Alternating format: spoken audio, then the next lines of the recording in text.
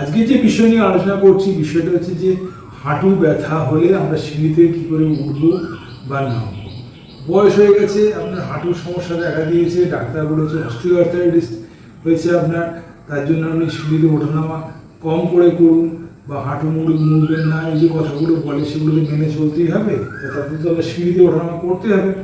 সিঁড়িতে ওঠানামা কী করে করতে হবে এবং তার সঙ্গে সঙ্গে আমাদের কী কী ব্যায়াম করতে হবে, এই পুরো ভিডিওটা দেখুন, আপনি জানতে পারবেন যে আপনাদের সিঁড়িতে ওঠানামার নিয়মটা কী, যাতে আপনার হাঁটু ব্যথা কম হয় এবং আপনার কাজটা আপনি নিয়মিত করে করতে পারেন। সারাদিনের কাজের মধ্যে সিঁড়িতে ওঠানামা হয়, তো ভিডিওটা দেখুন, আপনি উপকার পাবেনই পাবেন। আর কিছু কিছু নতুন নতুন নিয়ম বলবো, সেই নিয়মগুলো আপনি জানলে নিজেই বুঝতে পারবেন না সেটা যদি উঠছেন নামছেন, আপনার হাঁটু ব্যথাও কম থাকবে। দেখুন ভিডিওটা শেষ পর্যন্ত, আপনি উপকার পাবেনই পাবেন।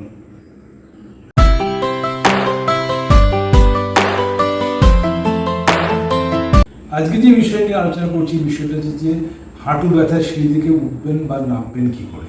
তাই এই যে সিস্টেমটা আমি বলছি, নতুন নতুন টিপসের কথা বললাম, সেগুলো যদি জানেন আপনি উপকার পাবেন। তা অস্টিওআর্থাইটিস কখন হয় জানেন? যখন 30 থেকে 35 বছর বয়স, আমরা বার্ধক্যের দিকে চলে যাচ্ছি, যৌবন শেষ হয়ে যাচ্ছে, তখনই আমাদের অস্টিওআর্থাইটিসের টেন্ডেন্সি হয়। বিশেষ করে মহিলা, যাদের আমি নমস্কার করে একটা কথা বলি, মায়েরা একটা কথা শুনুন, যখন বয়স চলে গেছে, আমাদের জীবনটাও সংসারের প্রতি আপনি দিয়ে ফেলেছেন, আর সংসারের প্রতি এতটাই দিয়ে ফেলেছেন জীবনটাকে, তার নিজের দিকে খেয়াল করেননি, এখন হাঁটু ব্যথা বেড়েছে। তার জন্য কিছু কিছু নিয়মই বলি। যখন আপনি ইয়ং থাকেন তখন কিন্তু আপনাদের এই সিস্টেমগুলো বা সিঁড়িতে ওঠা মানে কোনো ব্যাপারই থাকে না। যখন আপনার একটু বয়স বাড়ছে, 30-35 বছর বয়স, আপনার ওজন বাড়ছে, আপনার দেখবেন পিছনে বাটার অংশ, পাছার দিকে যে মাংসগুলো, সেগুলো আস্তে আস্তে বয়স হলে বাড়তে থাকে। ইয়ং মেয়েদের বা বয়সে মেয়েদের যেটা থাকে না, বিয়ের পরে এই পজিশনগুলো আস্তে আস্তে বাড়তে থাকে। আমাদের বসা কাজগুলো তখন বেশি করে করেন, সেই বসা কাজের জন্য পিছনে বাটার অংশ বাড়তে থাকে এবং পিছনে ব্যাক মাসলগুলো আস্তে আস্তে বাড়তে থাকে। যখনই বাড়তে থাকে তখনই আপনাদের ওয়েটটা হাঁটুর মধ্যে পড়ে। এই হাঁটুর মধ্যে যখনই পড়ে, হাঁটুগুলো আস্তে আস্তে ক্ষতি থাকে, জয়েন্টের গ্যাপটা ডিমিনিশ হতে, হাঁটুর মাঝখানে ফাঁক থাকে। শরীরের মধ্যে সবথেকে লংগেস্ট গ্যাপ হচ্ছে হাঁটুর মধ্যে জয়েন্টটা। এই জয়েন্টের গ্যাপটা আস্তে আস্তে করে কমতে থাকে যত ওজন বাড়ে। এই যতই কমবে তখন আমাদের জয়েন্টের ভেতরে একটা লুব্রিকেটিং থাকে বা জেল থাকে, যেটা আপনি বলতে পারেন, সেই লুব্রিকেটিং এটা কমতে থাকে এবং তার সঙ্গে সঙ্গে নিয়মিত করে আমাদের হাড়গুলো ক্ষয়তে থাকে।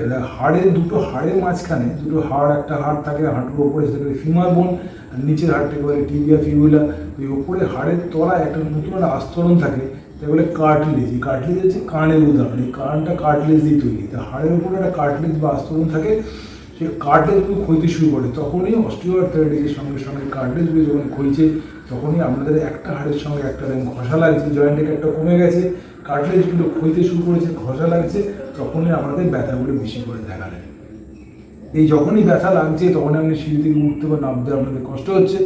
তো এইবারে আমি বলি, যখনই আমাদের ওপর থেকে নিচে নামছেন তখনই দেখবেন আপনার হাঁটু ব্যথা হচ্ছে। দুটো সিস্টেম আমি বলে দিচ্ছি, ভালো করে শুনে রাখুন। যদি মায়েদের বা যারা বয়স্ক আমার ভিডিও দেখছেন তারা বলছি, যদি সিঁড়ি থেকে ওপর থেকে নিচে নামেন, তাতে যদি হাঁটুর মধ্যে যদি ব্যথা করে বা জ্বালা জ্বালা হয় বা কটকট করে, তাহলে আমাদের কন্ডিশন খুবই খারাপ। তাহলে আবার বলে দিচ্ছি, সিঁড়ি থেকে যখন ওপর থেকে নিচে নামছেন, হাঁটুর মধ্যে জ্বালা করছে, ব্যথা করছে বা কটকট আওয়াজ হচ্ছে, তাহলে কিন্তু কন্ডিশন খারাপ। কটকট অবস্থায় কার্টিলেজ থেকে অনেক সময় হয়, কার্টিলেজ কমজোরি হলে হয়, তার থেকে হয় দুটো হাড়ের মধ্যে আওয়াজ হলে, মানে ঘষা লাগলে তার থেকে আমাদের এই কটকট আওয়াজ হয়। আর ফোলাটা দুটো হাড়ের মধ্যে ঘষা লাগে, সুইলিং হতে শুরু করে, সেটা থেকে ফোলা আসে।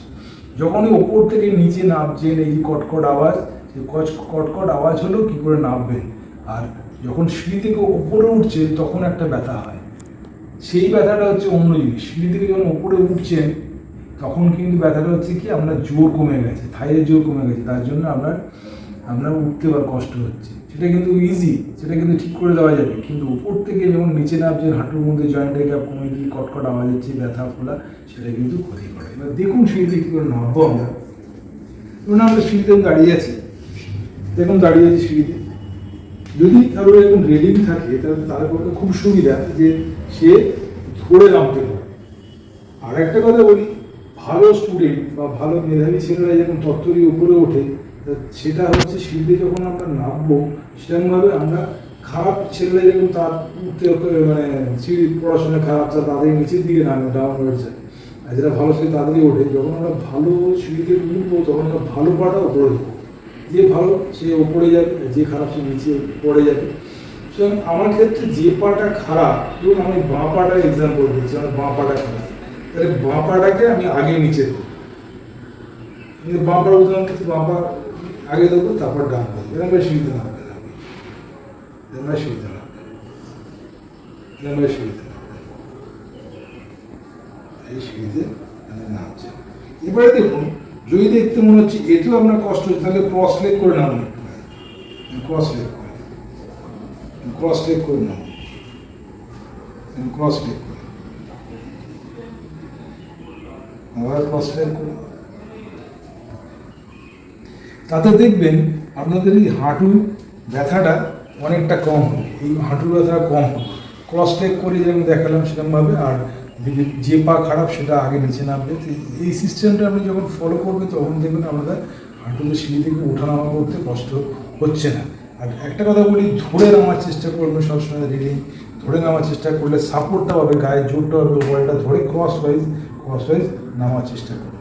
এবারে সিঁড়ি থেকে ওঠার নিয়মটা আমি দেখিয়ে দিচ্ছি কী করে আপনি উঠবেন। দেখুন সিঁড়ি থেকে ওঠার নিয়মটা।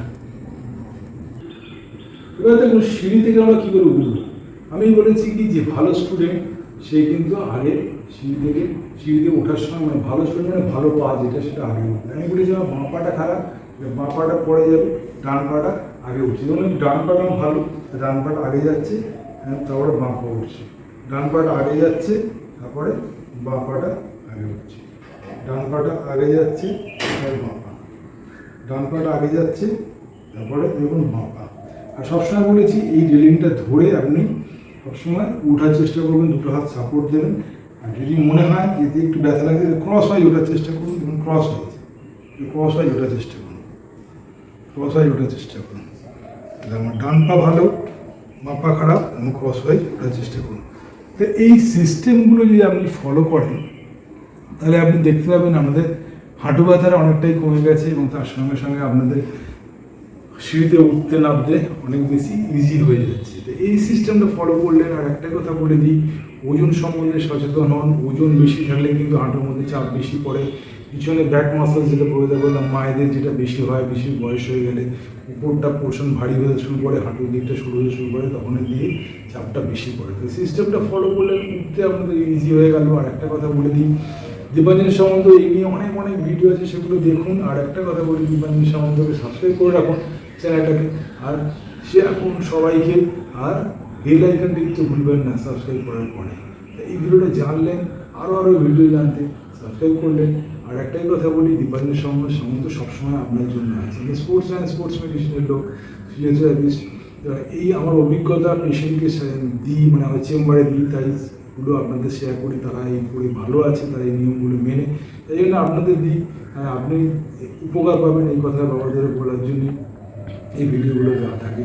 তো আবার একটা কথা বলি, সাবস্ক্রাইব করতে বলবেন না। দীপাঞ্জন সামন্ত সবসময় আপনার জন্য আছে, আপনার বাড়ির জন্য বা আপনার জন্য হেল্পের জন্য দীপাঞ্জন সামন্ত সবসময় হাজির। ভাববেন দীপাঞ্জন সামন্ত আপনার বাড়ির ছেলে, কোনো অসুবিধা হলে আমাকে ফোন করতে বলবেন না। হোয়াটসঅ্যাপ নাম্বার এখানে থাকে, হোয়াটসঅ্যাপে আমাকে জানাবেন, মেসেজ করতে বলবেন না। আমি আছি দীপাঞ্জন সামন্ত আপনার জন্য। ভালো থাকুন, সুস্থ থাকুন, আরও করে ভিডিও দেখতে থাকুন। নমস্কার।